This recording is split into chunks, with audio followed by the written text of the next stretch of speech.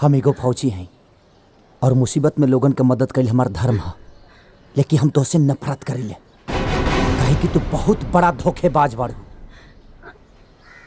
धोखेबाज जे अपन तन मन सब कुछ लुटा देले होके ओके तो धोखेबाज कैसे कह सकेला? अरे तो भरोसा करे के भी तो कोनो वजह नहीं खे। पूरा गांव समाज के नजर में गिर गनी सिर्फ तोरा खातिर, अपना पूरा परिवार के विरोध करनी सिर्फ तोरा खातिर। अरे यहाँ तक लेके अपने माई बाप के हर सपना के चकनाचूर कर देनी सिर्फ तोहरा खातिर। बाकी हम तो तोहरा खातिर अपन सब कुछ खो देनी। अब ना कोनो सपना बाचल बा ना परिवार। तोहर बहादुरी तो पाकिस्तानी आतंकवादी खातिर पहले ही से मुसीबत रहे, और जब हमार नजदीकी तोहरा से बढ़े तो दुश्मन मुल्क के रास ना आए। हम अपना अम्मी अब्बा के साथ तोरा परिवार से मिले आवत रहनी।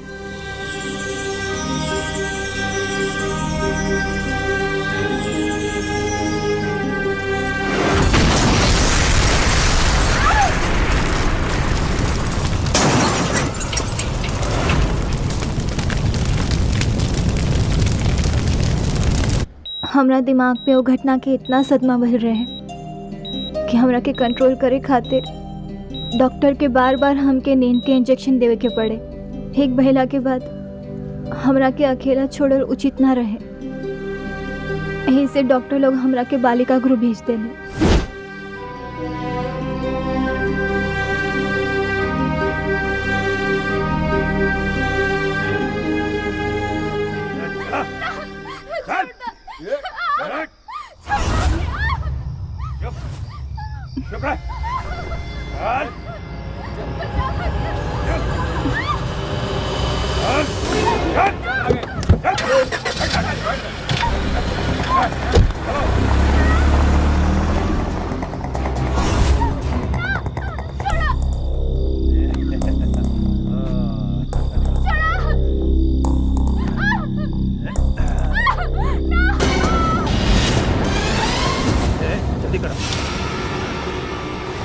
जल्दी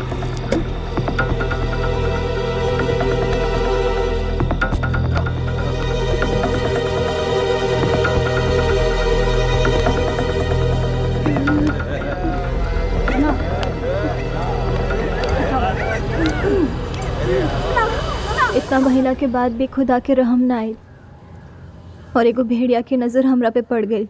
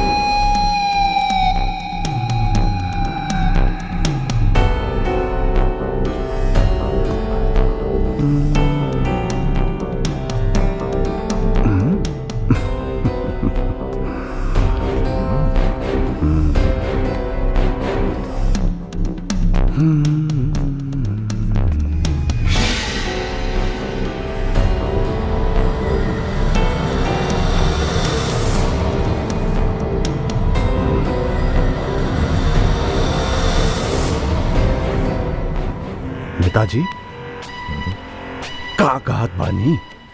अब फड़फड़ाए हैं तो इसका मतलब ई तो नहीं कि गड़ही में नाक डुबाएंगे।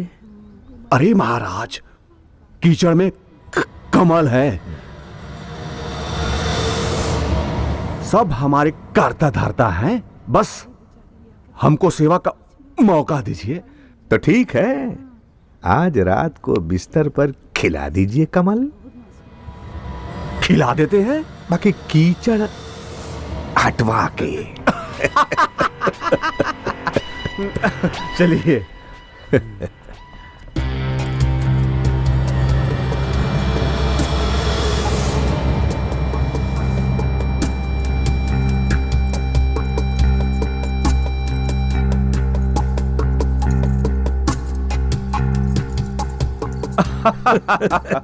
नेताजी रहुआ अपन दया दृष्टि बना के रखी।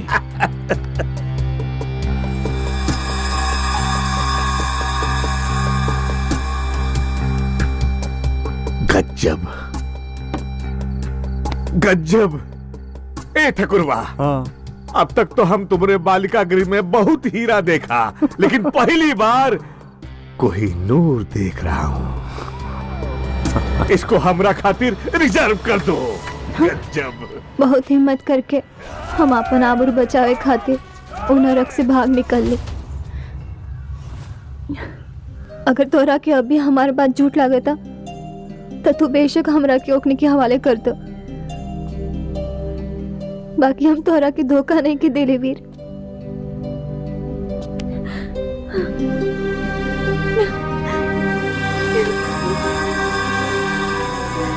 टूट गया रे, बर्बाद हो गया रे दादा। ले गया रे, इस शमशेरवा हमको ले गया रे। ऊ ससुरी जहाँ मीडिया में आई तो हमारी तो कुर्सी गई। नेताजी शांत शांत हो जाई। रउआ के तखाली कुर्सी जाई और हमार तो जिंदगी बर्बाद हो जाई। अरे तुम्हारा ही तुच्छ जीवन में है ही क्या रे?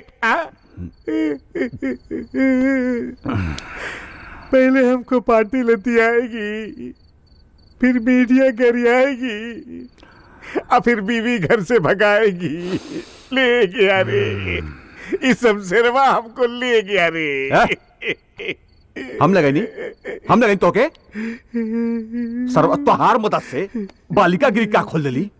करियट में हरू को फ्रस्ट्रेशन में हमारे बालिका गृह के अयासी का अड्डा बना दे। परोसता कौन था रे? परोसता कौन था? 200 रुपया में लड़की का दलाली करने वाला हमारा बिस्तर लगा लगा के अपना भाग जगा लिया है और हमसे फुफकार रहा है रे दलाल। सुन, तेगादी जी ना होवे कि हम तोरा के मार दे और हमरा के फांसी हो जाई, उल्टे धरती के बोझ कम हो जाई। ओकर साथे कौन रहे? हमनी के नहीं की चिन्हित। चाहे वो आदमी के मर्डर भी करे के पड़े चली, लेकिन कोनो भी तरह हमरा के लड़की चाहिए। पता करो सन कहाँ बिया। ठीक बा, चला।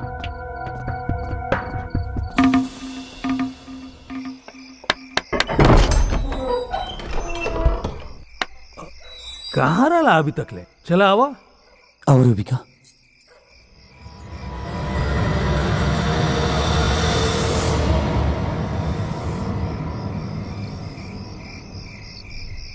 ये क्या? ओहदे निका साथे कुछ प्रॉब्लम हो गई रहे, यही से ना पौली। वीर, तोहार शादी तय हो गई बा। कह दे इनका के कि यहाँ से चल जास, वरना अगल बगल के लोग देखी तो बेइज्जती हो। भाऊजी, इनकरे दुनिया में केहू नहीं के। तका ब्याहे से पहले हमार पतो के माथा पर इस समत बैठे बे। तोरा ऊपर कोनो जादू के देली ब्याकारी। बोल, भगा के रख यहाँ से, भगा। माई भागा वहीं के रही तो लेके कहे कहती आई थी। भैया, ई कौन नाटक शुरू कैले बड़ा तू? एगो लड़की खातिर अपना माई बाप की इज्जत के तनिको ख्याल नहीं के तोके। मतलब तई बात सोच के आहिल बाड़े।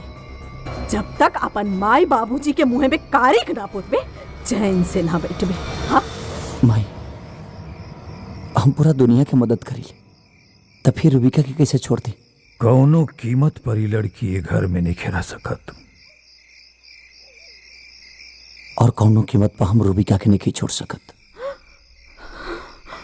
बाप से बगावत बाकी हो गए बड़े ते। भाऊजी, हम बागी हो सकेले लेकिन दागी ना।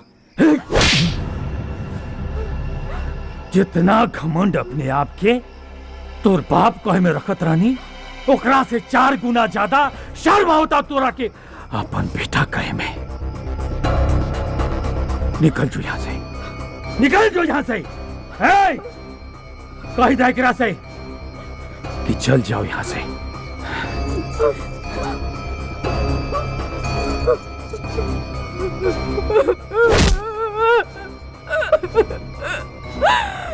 हम भगवान से जरूर बोलब, जरूर बोलब। जौन माई बाप के तोर जैसन औलाद हो, ओकरा मन में अरमान ना हो।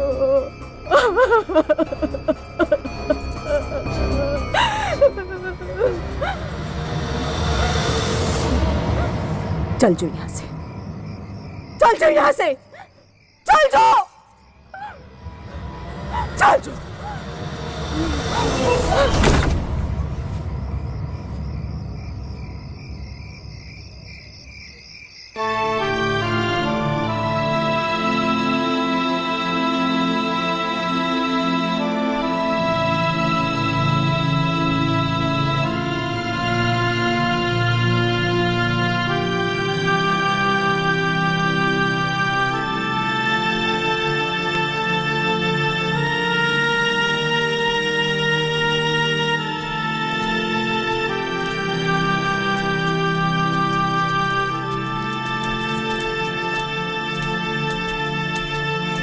हमरा के माफ कर दे वीर। हमरा वजह से आज तोरा के अपन घर छोड़े के पड़े, अपना माई बाबूजी से अलग होके के पड़े। हमरा के माफ कर दे वीर। लेकिन अब का सोचा था? अब हमने के कहाँ जाए जाए वीर? इतना बड़ा दुनिया में कहीं ना कहीं ठिकाना तो मिल ही जाए, लेकिन सबसे पहले हमने के पुलिस स्टेशन चल जाए। हाँ? चलो। हाँ।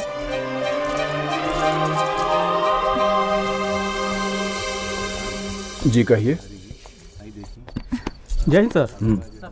कंप्लेन है। बैठो। जी थैंक यू। कंप्लेन करने वाले का नाम? वीर। पता? शीतला रोड, मकान number 64, Sarojini Nagar, Lucknow, Uttar Pradesh. Phone number? 9321404121। Complain क्या है? सरस्वती बालिका गृह में लड़कियों के साथ बहुत गलत हो रहा है।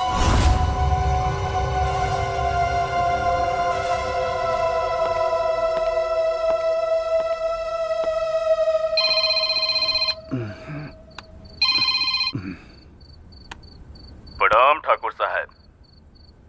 प्रणाम। आप तो ठाकुर साहब हमें भूल ही गए हैं।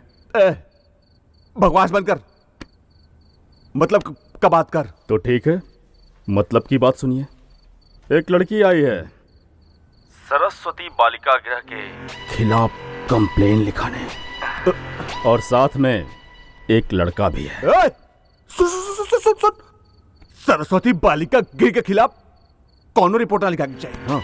और उ लड़की के साथ क्या करे के बाद समझ गए कि विस्तार में समझाई। समझत बानी। समझदार बाड़े।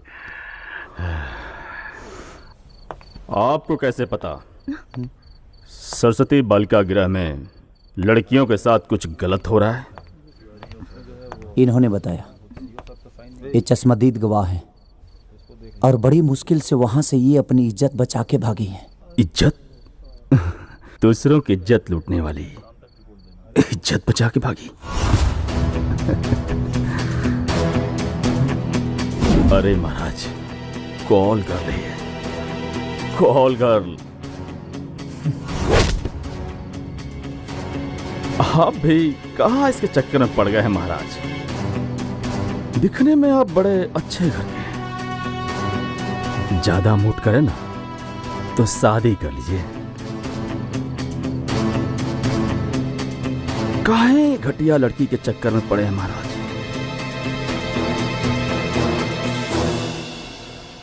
वो ठीक है सर, मैं आपको बोला था ना कि सरस्वती बालिका गृह में लड़कियों के साथ गलत हो रहा है। ये आपको याद है कि नहीं? नहीं, ऐसा कुछ नहीं हो रहा है वहां पे। आपसे बात करके कोई फायदा नहीं, अब मुझे ही देखना पड़ेगा। चलो रूबिका, यहां से चलते हैं।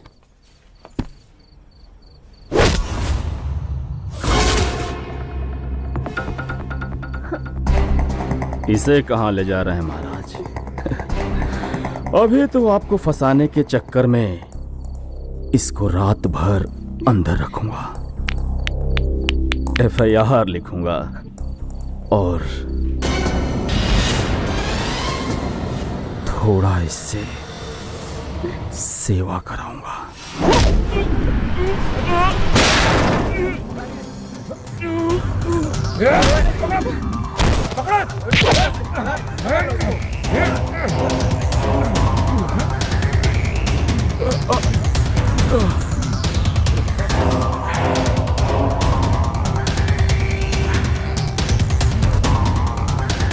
एक तो बालिका गृह से लड़की भगाया, ऊपर से पुलिस वाले पे हाथ उठाया। बहुत मोटी चमड़ी है तेरी, आज तेरी चमड़ी को मैं पतली कर दूंगा।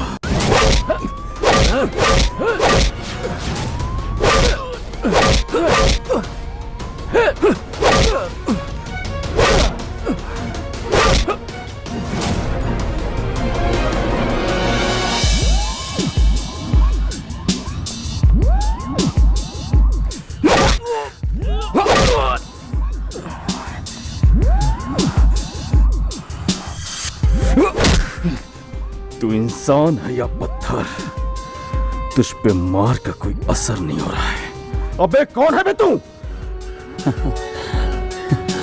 अपनी हालत देखकर तुम्हें समझ में नहीं आया कि मैं तेरा बाप ही हो सकता हूं?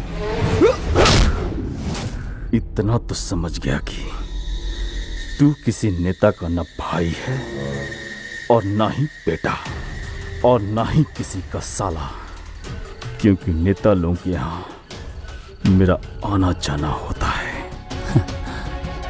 होगा है, क्योंकि सबके तलवे जो चढ़ते हो। नंगा करके इतना पीटा तुझे फिर भी डर नहीं है? डर? हिमालय जैसा शान हमारे, सागर जैसे मनमौजी हैं, हमें मौत सलामी देती है क्योंकि हम हिंदुस्तान के फौजी हैं। अच्छा, अब समझ में आया कि तू फौजी है। तुम जैसे फौजियों से बहुत कष्ट है हमें। खुशी हुई, मुझे खुशी हुई कि तू जैसे फौजी को नंगा करके मारा हमने। तुम लोगों के सामने हमारी कोई औकात नहीं है। अरे वर्दी तुम लोग भी पहनते हो और हम भी पहनते हैं। गन तुम भी रखते हो और गन हम भी रखते हैं। तुम भी मरते हो और हम भी मरते हैं, लेकिन देश के सच्चे सपूत सिर्फ तुम लोगों को बोला जाता है। क्योंकि तुम्हारी वर्दी के एक एक धागे में करप्शन की लाखों गांठें पड़ी हैं। बालिका गृह में औरतों और लड़कियों पे हो रहे हर एक जुर्म तुम्हें पता है, लेकिन तुम्हारा जमीन उन अमीरों का गुलाम जो है, क्योंकि तुम भारत माँ के लाल नहीं, उन चंद पावर और पैसे वालों के दलाल हो। अच्छा, हम दलाल हैं। हाँ? हम दलाल हैं और तुम लोग भारत माँ के लाल हो। सारे देश की जनता जानती है कि कश्मीरी निर्दोष लोगों के साथ तुम लोग क्या करते हो, और दलाल हम हैं। नौजवानों पे जुल्म करते हो और दलाल हमें कहते हो। तुम लोग जवान नहीं, हैवान हो, हैवान। ये हिंद जिसकी हो आन बान शान, ओ है जवान। हर हिंदुस्तानी जिस पे करे अभिमान, ओ है जवान। जो अपने देश के लिए हो कुर्बान, ओ है जवान।